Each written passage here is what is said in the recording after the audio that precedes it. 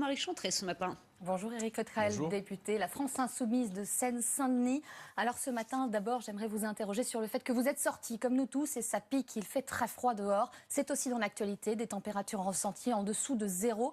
Et je voulais évoquer avec vous cette initiative d'élus franciliens, notamment l'initiative d'une élue de la ville d'Étampes, les Républicains, qui souhaitent que certains de ses collègues, une cinquantaine, passent la nuit aux côtés de SDF. Rendez-vous la nuit prochaine, gare d'Austerlitz. Est-ce que vous saluez l'initiative? Est-ce que vous envisagez d'y participer?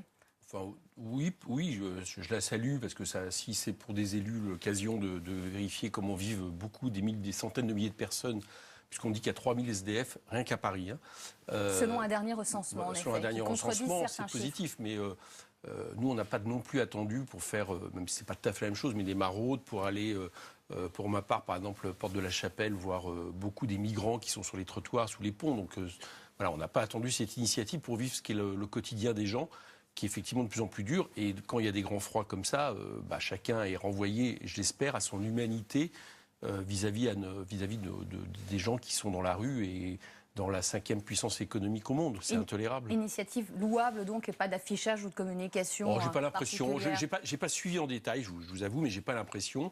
Et après tout, si ça permet de mettre l'attention sur les gens qui sont sur les trottoirs par les temps qui courent, c'est positif. Après, j'espère que ça fera réfléchir les Républicains sur les politiques d'austérité menées, mais ça, c'est autre chose. Ça, c'est un autre sujet. En effet, Éric Coquerel, hier, le Premier ministre a présenté son nouveau pacte ferroviaire, le calendrier et la méthode. Comme pour le marché du travail, le gouvernement va procéder par ordonnance. C'est un secret de polichinelle ces derniers jours. Ça ne vous a pas vraiment surpris, j'imagine? Non, mais enfin bon, il y a en plus un chantage assez désagréable du Premier ministre. On va procéder par ordonnance si ça ne va pas assez vite, si le débat dure trop longtemps, s'il y a trop de mobilisation.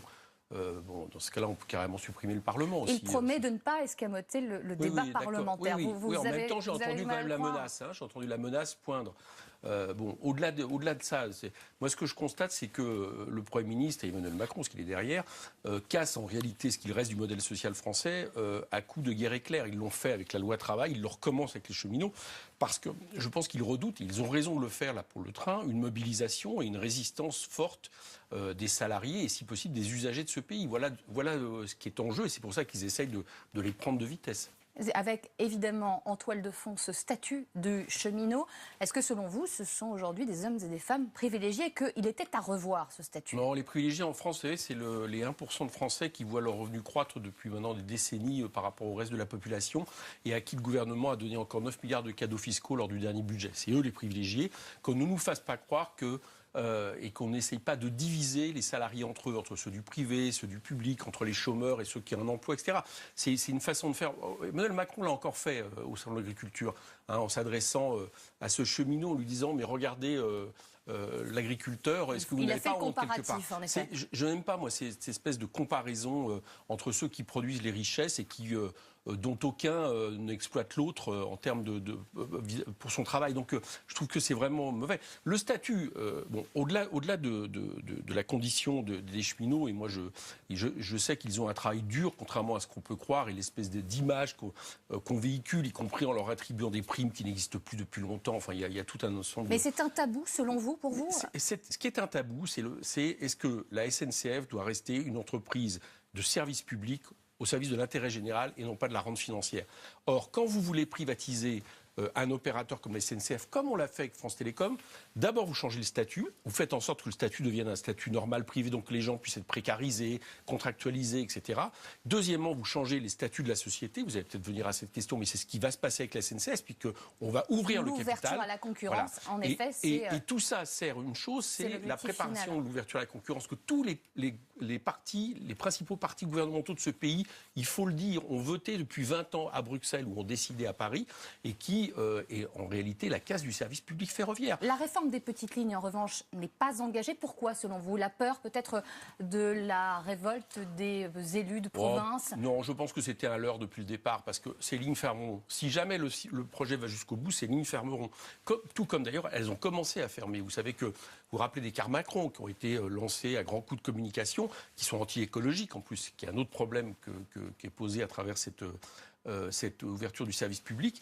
On nous a dit c'est les cars Macron qui vont remplacer. Des voitures sur les routes aussi. Oui. C'est une manière aussi de régler. Oui, mais justement, moi je pense que la question du climat est telle que quand vous pouvez choisir le service le transport le plus écologique, vous choisissez le transport le plus écologique et vous ne regardez pas, j'allais dire, la rentabilité à court terme du marché. C'est ça le problème qui est posé. Mais la SNCF, ça reste une dette à environ 50 milliards d'euros. Comment régler ce problème ? Alors déjà, cette dette, vous savez, le chantage à la dette, on n'arrête pas de nous le faire. La principale partie de cette dette, elle est structurelle à la SNCF au moment où elle est devenue publique. Donc c'est pas un scoop. Ensuite, il y a une deuxième partie qui s'est ajoutée, qui sont, et ça c'est un problème, la politique du tout LGV. Vous savez, c'est les lignes à grande vitesse, y compris avec des partenariats publics-privés qui ont souvent coûté cher à l'État. Puis troisième chose, c'est cette imbécilité, il y a quelques années, pour préparer l'ouverture à la concurrence, d'avoir séparé le rail du roulant. Tout le monde le dit aujourd'hui, tout le monde le constate, y compris ceux qui l'ont fait. Voilà comment s'est accumulée la dette. La dette de la SNCF, elle ne vient pas des cheminots. Vous savez que le système social des cheminots, il est excédentaire. D'accord ? Parce que c'est rarement dit, mais ils cotisent plus que la plupart des Français. Et donc, ils ont un système social excédentaire. Donc, ce n'est pas eux qui coûtent cher. On pourrait éventuellement parler du salaire de M. Pépi. Oui, le salaire de M. Pépi est peut-être un peu trop cher. Ça, c'est autre chose. Mais ce n'est pas le salaire des cheminots moyens. Le salaire des cheminots moyens, il est à peu près le salaire moyen des Français. Donc, ne laissons pas penser que les responsables, ce sont les cheminots. Derrière cette histoire de statut, derrière cette histoire de transformation de société en société nationale à capitaux publics, c'est la privatisation qui va se faire, quoi qu'en dise Édouard Philippe. Vous, député de la France Insoumise, vous le disiez, il faut réfléchir à une énorme manifestation encore plus large avec des syndicats, des associations, des forces politiques. Vous allez essayer de refaire ce que vous avez fait à l'automne et qui n'a pas forcément très bien fonctionné. Il y a cet appel de la CGT, la CFDT, 2 dates différentes. Il faut que tout ça converge. Non, je ne crois pas qu'il y ait des dates différentes. Je crois que il y a le 22 mars pour la CGT. Le 22 mars, que j'ai compris, tous les syndicats cheminots appellent. Ce qui se passe, c'est que le Premier ministre a avancé son calendrier. Donc il y a des syndicats, je crois qu'il y a une réunion de l'intersyndicale aujourd'hui. À 17h dans l'après-midi, tout à fait. Qui sont eux-mêmes à s'adapter par rapport à ce calendrier. Et on soutiendra ces syndicats, et on est très heureux que, contrairement à la loi travail, ils soient unis pour s'opposer à ce projet catastrophique. Bon, et en plus de ça, nous, en tant que mouvement politique, nous disons qu'à un moment donné, il faudrait essayer de bloquer Emmanuel Macron. Voilà, ça va faire 1 an qu'il casse le modèle social français. On pense qu'il ne faut pas le laisser faire. Bon, les élections, c'est l'an prochain. On va pas attendre les élections. Bloquer Emmanuel Macron, d'accord. On a entendu Jean-Luc Mélenchon, notamment à la fin de l'été, appeler à dévaler sur les Champs-Élysées, à appeler 1 million de personnes. Vous êtes encore là-dedans ? Nous, on va continuer à se mobiliser à les syndicats. Et si à un moment donné, on peut se retrouver tous ensemble pour faire encore plus masse contre les projets d'Emmanuel Macron, eh bien, on n'hésitera pas à lancer de telles initiatives avec tous les acteurs, tous les opposants à Emmanuel Macron, que ce soit les syndicats, les associations. Je crois qu'il faut avoir ça en ligne de mire. À des attaques inédites... Une date inédites, précise en tête ou pas ? Non, pour l'instant, non. Mais à des attaques inédites, il faut une réaction inédite. Il ne faut pas le laisser faire. Parce que s'il le fait, si on le laisse faire pendant 5 ans, oui, la France ne sera plus dans le même état. Et ça ne sera pas une France en meilleur état, contrairement à ce qu'il dit. Ça sera une France qui aura, qui aura cassé son modèle social, qui aura cassé l'État social, et qui fait, par exemple, qu'en matière de solidarité, il n'y aura plus les mêmes mécanismes, et que vous verrez qu'il y aura plus de gens qui seront dehors et auxquels les élus républicains et autres devront porter secours dans les années à venir. Avec Jean-Luc Mélenchon, donc en tête de cortège, je voulais vous interroger sur son blog et le billet qu'il a fait paraître hier, avec d'abord ce soutien assez inattendu à un certain Laurent Wauquiez. On ne peut plus nulle part parler librement. Ces propos vous surprennent-ils de la part de votre patron ? J'ai pas lu la note de blog, c'est pas pour me défausser, je l'ai pas lu, on en a parlé, mais j'ai pas eu le temps de la lire. Mais il y a quand même un côté un peu désagréable dans ce qui se passe. C'est-à-dire que Laurent Wauquiez a des propos tenus dans une école. Bon, moi, il y a un propos qui est vraiment très gênant, c'est celui sur Sarkozy, parce que si c'est vrai, c'est une affaire d'État, et si c'est pas vrai, c'est un mensonge quand même qui est vraiment problématique. Pour le reste, ça aurait dû faire une actu pendant une journée, pas plus, quoi. Et on se retrouve depuis des jours et des jours avec ce genre de choses. D'où cette attaque en règle contre les médias, extrêmement forte. Attendez, juste une chose avant que je revienne. Que je sache, le premier à être très transgressif comme ça dans les propos, c'est Emmanuel Macron. Rappelez-vous quand il traitait ses opposants de feignants. Rappelez-vous quand il traitait les salariés de GMS en disant que, après tout, au lieu de mettre le bordel, c'est pas moi qui le disais, c'était lui. Cela se fait devant caméra et micro. Et alors, c'était la même chose avec M. Wauquiez. Donc lui, son GMS, c'était un off qui a été rapporté par la presse et vu. Donc si vous voulez, lui-même est transgressif, lui-même, il n'hésite pas à utiliser un certain verbe, même verbe très provocateur vis-à-vis de ses opposants. Donc je trouve que tout d'un coup, s'étonner que Wauquiez fasse la même chose. Bon, après, moi, je trouve qu'on passe trop de jours là-dessus. C'est ça. Et d'où cette stratégie d'attaquer, encore une fois, les médias. La haine envers les médias est juste. Il n'y a pas de haine envers les médias. D'essence complotiste. Ce sont les mots de Jean-Luc Mélenchon hier sur son blog. D'accord. Il n'y a pas de. Moi, ce que je remarque, c'est que certains médias, d'accord, y compris certains médias gouvernementaux, aujourd'hui visent plus l'opposition, manifestement, dans leur façon de faire, dans leur façon de traiter l'information, dans les façons, y compris de mener à certains moments interviews, qu'ils ne le font vis-à-vis du pouvoir, qui se trouve quand même largement, j'allais dire, respecté. Bon, je pense qu'il y a un lien très fort entre M. Macron, ce qu'il représente. Il représente pour nous très clairement l'oligarchie financière. Et je crois que c'est un problème que beaucoup de médias aujourd'hui appartiennent à des grands groupes transversaux avec lesquels, j'allais dire, il y a des rapports de complicité, pour ne pas dire autre chose, entre l'actuel pouvoir et ces médias. Voilà, ça, je pense que ça se dénonce. Ça ne veut pas dire qu'on dénonce les journalistes. Ça veut dire qu'on dénonce un système médiatique qui, souvent, on a l'impression qu'il est à l'œuvre et qui protège largement le pouvoir. Là, on vous laisse libre de vos propos, mais la transition est tout trouvée avec le média, ce pur player de la gauche alternative, soutenu par certains de vos proches. Il y a eu ce licenciement, un média indépendant, mais ce licenciement brutal, violent d'Aude Rossigneux. Certains dénoncent la méthode. Oui, mais moi, ce que j'ai entendu, c'est que tous les autres journalistes, Gérard Miller, Aude Lancelin, etc., soutenaient le média en expliquant que ce n'était pas un licenciement. J'ai bien compris, il y a eu une autre proposition de fonction qui a été faite. Enfin, c'est parole contre parole, c'est il y a tous les journalistes d'un côté, c'est comme si vous me disiez, il y a tous les journalistes de LCI qui traduisent une certaine réalité, il y a une journaliste ou un journaliste qui traduit autre chose. Ça ne serait pas vraiment parole contre parole, ça serait parole au pluriel contre parole au singulier. Dans la foulée, Noël Mamère claque la porte aussi. Noël Mamère qui faisait partie de ces médias. Je n'ai pas suivi en détail tout ce qui se passe dans le média, encore une fois, parce que contrairement à ce qui peut être dit, même si la culture du média, de pas mal de gens qui sont dans le média avec une culture, on va dire, insoumise au sens général du terme, c'est un média qui est totalement indépendant.